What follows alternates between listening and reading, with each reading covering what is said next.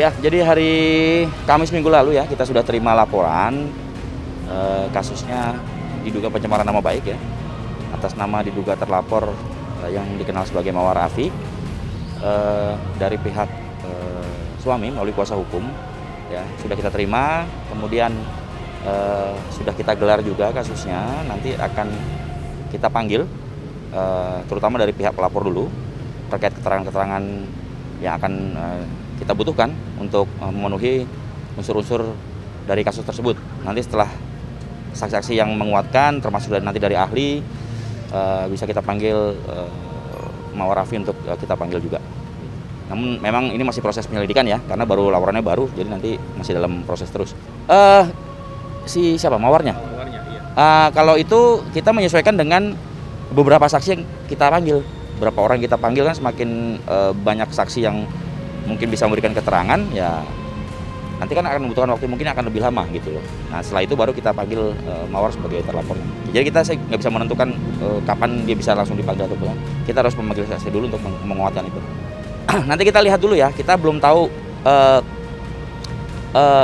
apakah pencemaran nama baik ini nanti melalui langsung atau melalui media seperti sosial media. Nanti kan kita akan kembangkan apakah nanti kita terapkan pasal KUHP biasa atau pasal Undang-Undang ITE, nanti kita sesuaikan dengan alat bukti maupun keterangan dari saksi. Nah, karena ini masih baru banget. Ya sementara kan masih kita baru periksa saksi terlapor ya nanti ya minggu ini. Kemudian dari situ baru kita akan tentukan langkah selanjutnya. Jadi kita masih belum bisa ini ya, karena masih baru ya. Tapi yang bisa kami pastikan adalah nggak ada mention atau penyebutan tentang perselingkuhan atau apa, nggak ada gitu. Sejauh nggak ada yang kita temukan melanggar hukum, ya walaupun aneh ya kita nggak tanyain gitu. Dan dia juga baru menikah sama istrinya, ya dan mereka juga concern sama kehidupan sehari-hari mereka gitu. Takut stres juga gitu, ditekan sama media terus diberitain macam-macam tuh stres juga. Saya jujur kaget ya dengan kabarnya Mawar gitu. Sedih, kaget karena baru tahu gitu, ternyata pas dapet kabar langsung yang seperti ini gitu. Mawar dilaporkan, pertama kita harus tahu dulu nih atas dasar laporannya itu apa, berita yang dilaporkan itu seperti apa gitu loh ya kan. Tapi yang saya tahu katanya tentang masalah pencemaran nama baik ya, karena katanya Mawar memposting kata-kata yang seperti kayak kesannya memfitnah atau segala macam gitu.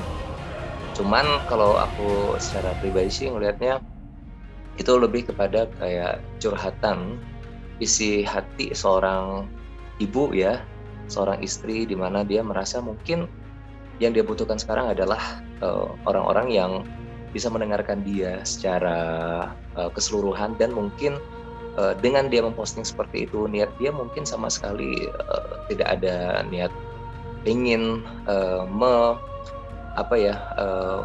mencemarkan nama baik mantan suaminya, tapi lebih kepada mungkin rasa sakit hati agar mungkin ketika pada saat hal ini terjadi sama Mawar, mungkin tidak akan terjadi sama yang lainnya gitu. Seperti itu mungkin ya. Ya wajar ya, karena mungkin aku rasa yang namanya itu media sosial gitu loh ya kan, sekarang kan memang digunakan untuk hal-hal yang sifatnya istilahnya lebih ke curhat, hal-hal yang kalau mungkin seperti ini ya mungkin wajar, mungkin masalahnya karena viral gitu, jadi heboh semuanya gitu. Jadi sebenarnya mungkin kenyataannya di sana tuh mungkin seperti itu, tapi ya buat aku sih sangat disayangkan sekali kalau misalkan memang ada niat pencemaran nama baik lalu dilaporkan. Sangat disayangkan sekali sih kalau menurut saya. Yang pasti ketika pada saat Mawar memposting hal-hal yang menyangkut curhatannya dia gitu loh, dia sudah memikirkan secara matang gitu loh ya kan, apa yang dia lakukan di media sosial itu, aku rasa dia sudah benar-benar secara matang sudah dipikirkan gitu loh ya kan, apa dampak kedepannya gitu loh ya kan kalau seandainya postingan ini dia lakukan. Aku rasa Mawar sudah tahu resiko apa yang bakalan terjadi, dan mungkin ini kan sepihak, artinya ketika pada saat Mawar memposting gitu loh kan hal-hal yang menyangkut tentang mantannya, tanpa disadari dan nggak menyangka juga gitu, mungkin bakalan sampai seheboh ini mungkin barangkali gitu loh ya kan. Dan pada akhirnya ya dampak yang dirasakan oleh mantan adalah mungkin ini sangat-sangat berpengaruh sekali untuk hal yang menyangkut masalah pekerjaannya dia gitu loh ya kan. Tapi ya semua itu ada konsekuensinya, ada resikonya, apapun itu.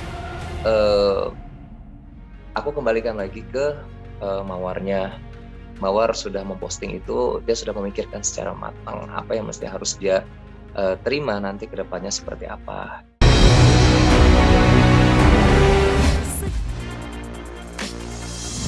Orang yang menyemangatin kita, orang yang memotivasi kita untuk lebih bisa jadi yang lebih baik, tidak ada lagi. Dan orang yang selalu gak pernah melihat, gak pernah mau melihat kita sedih, tidak ada lagi. Dan pada keluarga besar almarhumah Vanessa Zania, juga Pak Dodi Sudrajat dan keluarganya, saya memohon maaf sebesar-besarnya atas kelalaian yang saya perbuat. Cuma saya menyesal karena saya nggak bilang kalau saya ngantuk, karena saya suka, takut ngerepotin Pak Bibi lagi karena udah mau nyampe, karena saya suka. Kenapa harus bosnya yang ngebantuin anak buahnya terus, kenapa enggak anak buahnya yang ngebantuin bos? Cuman takdir berkata lain.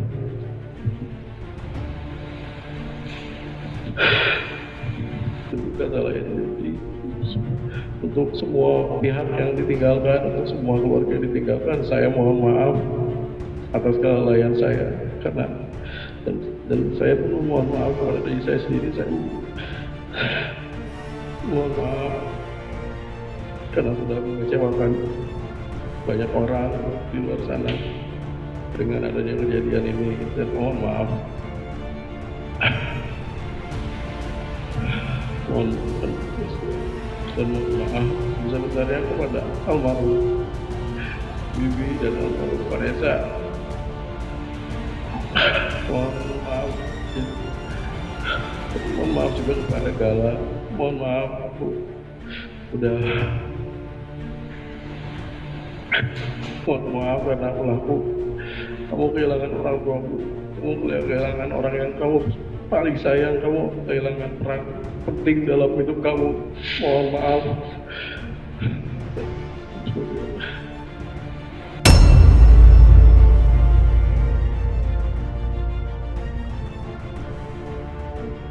Tadi untuk sidang hari ini, pemeriksaan terdakwa dengan mengatakan bahwasanya terdakwa juga intinya yang pertama mengakui memang ada kelalaian atas pembawaan mobil dari tol sebelum 555 sampai kejadian 672 itu ada kelalaian yang dimana itu bagus.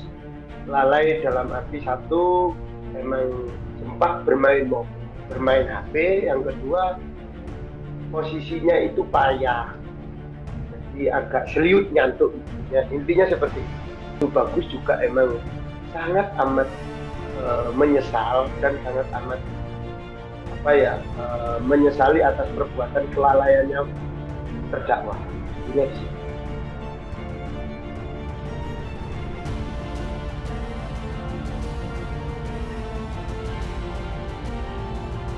Kalau dari pernyataan kesaksian tersebut, bukan masalah meringankan atau tidaknya, karena masalah keringanan itu saya kira juga pernyataan dan semuanya ini hanya membawa begini. Untuk pasal yang didakwakan oleh jaksa penuntut umum ada dua, ada 2 dakwaan, 2 pasal yang dimana ayatnya yang berbeda. Itu ada unsur kesengajaan dan unsur kelalaian. Nah, dari semua kesaksian itu saya kira itu hanya sebuah kelalaian saja. Gini, untuk almarhum Didi itu sempat kemarin pada waktu kesaksian itu pada saksi itu menyatakan sempat dengar pembicaraan antara Bagus dengan almarhum. Itu Didi mengatakan bukanlah lamban sekali perjalanan ini, jalannya mobil kok lamban sekali, jalan berapa sempat dengar 120 sekian. Tadi juga saya tanyakan juga pada saudara terdakwa juga mengakui ya ada perkataan itu dari almarhum. Kalau saya hanya menyampaikan, kita ngomong sudah mengetahui bahwasanya si terdakwa itu sudah mengakui atas kelalaiannya, atas sehingga menjadi peristiwa yang seperti ini sampai meninggal dunia 2 orang, yaitu saudari Vanessa dan saudara Didi. Saya meminta maaf lah sebagai penasihat hukum, saya juga meminta maaf mewakili saudara terdakwa kepada keluarga korban. Dan intinya saya juga memohon kepada terdakwa untuk mendoakan kedua almarhumah supaya diterima di sisi Allah.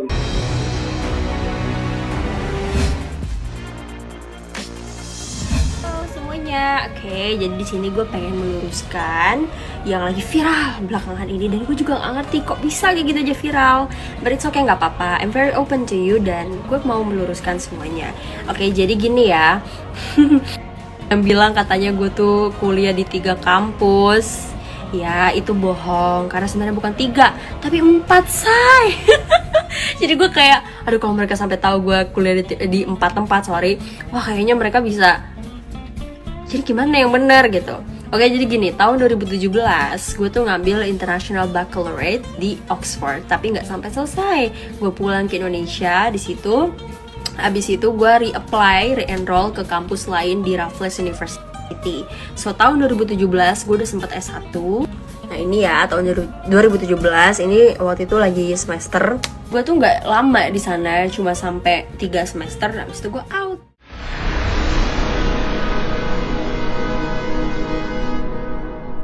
Jadi jangan lupa untuk subscribe Cumi Cumi. Ditekan ya tombol lonceng merahnya.